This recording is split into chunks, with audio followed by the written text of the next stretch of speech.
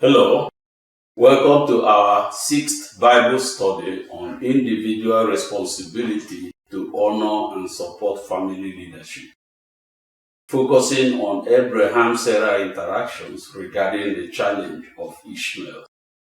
Module 4, Session 17 of Living in the Image of God.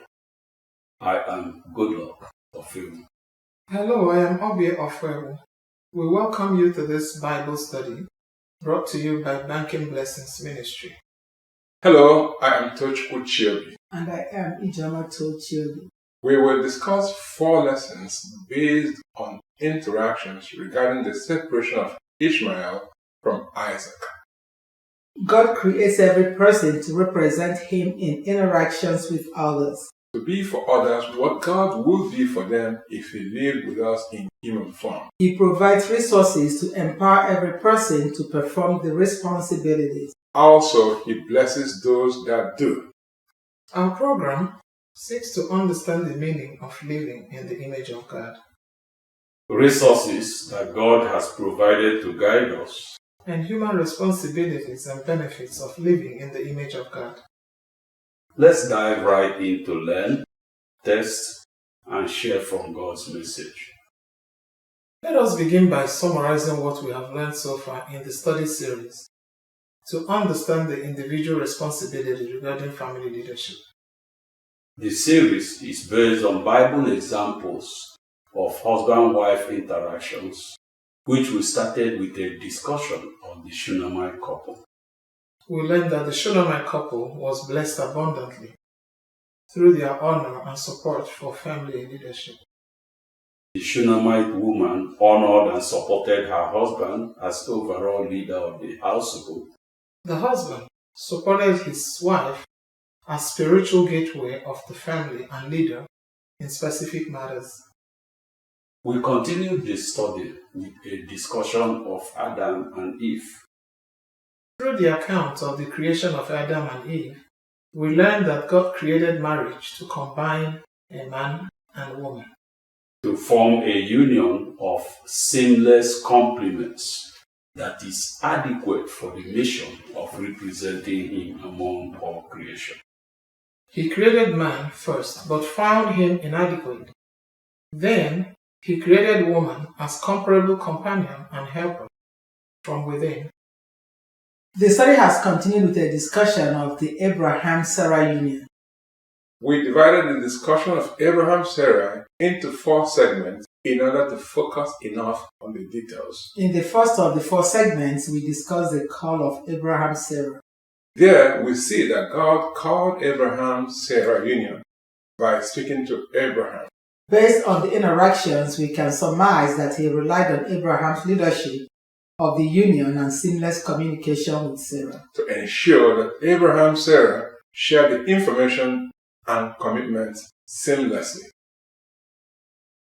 In segment 2 of Abraham-Sarah, we discussed Abraham-Sarah interactions with their maidservant Hagar. The interactions show Abraham-Sarah seeking to address childlessness by having a child through Hagar. The attempt started with success but led to serious problems for Abraham-Sarah that required calling on the strength of their union. The third segment of Abraham-Sarah led to understanding that God's promise for a husband or wife is a promise for the husband-wife union, to be fulfilled for them as one. In the final segment of Abraham-Sarah, we discussed their interactions regarding Ishmael. The segment begins with Sarah's demand that Abraham should expel Ishmael and his mother Hagar from the household in order to protect Isaac from Ishmael. The demand raised a dilemma for Abraham. Sarah was his wife, so he needed to respond well to her demand. However, Ishmael was his son, so expelling him from the household was problematic. God intervened to resolve the dilemma. He directed Abraham to separate Ishmael from Isaac, as Sarah demanded. Also, He promised offspring expansion for Ishmael separately. Based on the interactions regarding the separation of Ishmael from Isaac, we learn 4 lessons of individual responsibility regarding family leadership. We will learn about honor and support for family leadership, Conflict resolution strategy, quick and permanent resolution of potentially dividing husband-wife disagreement, and the selective development of family opportunities. Let us read the Bible account of the separation of Ishmael from Isaac from Genesis chapter 21 verse 2 and 8 through 14. Genesis 21 verse 2. Sarah became pregnant and bore a son to Abraham in his old age at the very time God had promised him.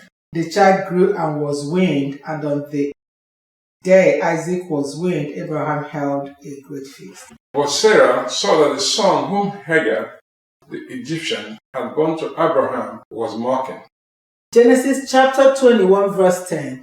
And she said to Abraham, "Get rid of that slave woman and her son, for that woman's son will never share in the inheritance with my son Isaac." To understand better, let us recognize that Isaac was the child of promise for Abraham, Sarah, and 8 days old at the time. In contrast, Ishmael was the child of Abraham's Sarah temptation through Hagar and was a few years older than Isaac. Therefore, Ishmael could be a bad influence on Isaac if they should grow up together. Further, there was potential misunderstanding regarding the inheritance of God's promise of offspring expansion for Abraham's Sarah.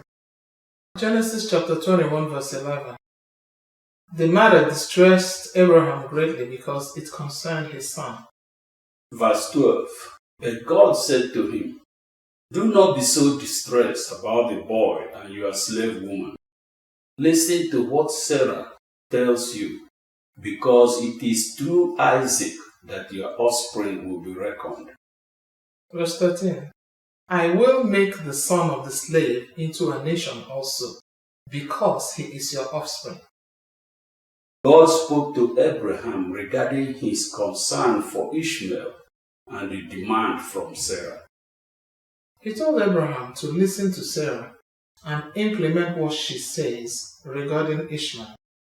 He explained that God's promise regarding Abraham's Sarah offspring will be fulfilled through Isaac. Also, he promised Abraham that Ishmael will become father of nations. Genesis chapter 21 verse 14.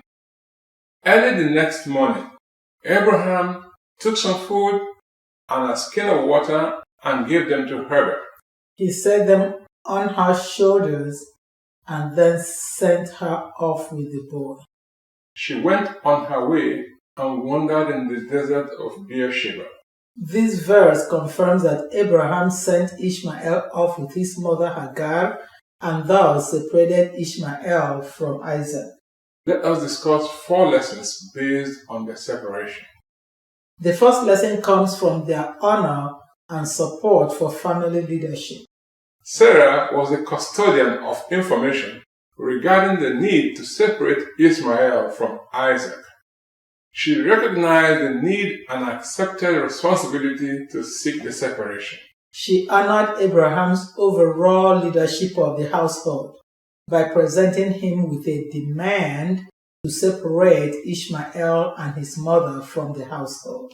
Abraham honors Sarah's leadership of the specific matter by taking her demand seriously, seeking God's guidance, and implementing the demand. The other 3 lessons arise from Abraham's internal conflict regarding Sarah's demand. Sarah's demand to expel Ishmael and his mother from the household was a dilemma for Abraham. He could violate his parental responsibilities to Ishmael by accepting the demand, or violate his responsibilities to the Abraham-Sarah union by refusing the demand. He received God's guidance to resolve the conflict. Based on the interactions regarding the conflict, we learn about conflict resolution strategy, quick and permanent resolution of a husband-wife conflict, and selective development of family opportunities. We learn a conflict resolution strategy based on God's guidance to Abraham regarding his conflict with separating Ishmael and his mother from the household. In resolving a conflict, we should focus beyond the immediate points of disagreement to understand and seek to address the underlying concerns. Abraham had an underlying concern of securing the long-term well-being of Ishmael. The concern was addressed based on God's promise of care and offspring expansion for Ishmael. Genesis 21 verse 13. I will make the son of the slave into a nation also, because he is your offspring. Also, we learn about quick and permanent resolution of a potentially dividing husband-wife disagreement. A quick and permanent resolution is necessary to maintain husband-wife unity before God. Abraham's conflict was resolved the same day that Sarah made the demand, and the resolution was implemented the next morning. The resolution was quick, so the dispute did not have time to grow in complexity. Also, the resolution was permanent as the separation of Ishmael from Isaac was permanent.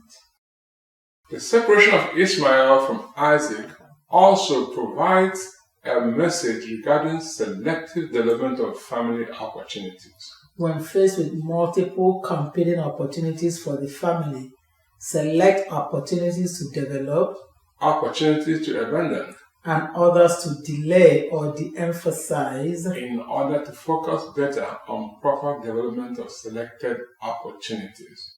What did we learn in this Bible study? The separation of Ishmael from Isaac provides 4 lessons for understanding the individual responsibility regarding family leadership. First, honor and support family leadership. Sarah recognized the need to separate Ishmael from Isaac and asked Abraham to send Ishmael and his mother away. Abraham considered Sarah's demand seriously. Second, we learned a conflict resolution strategy of focusing on the underlying concerns regarding a dispute.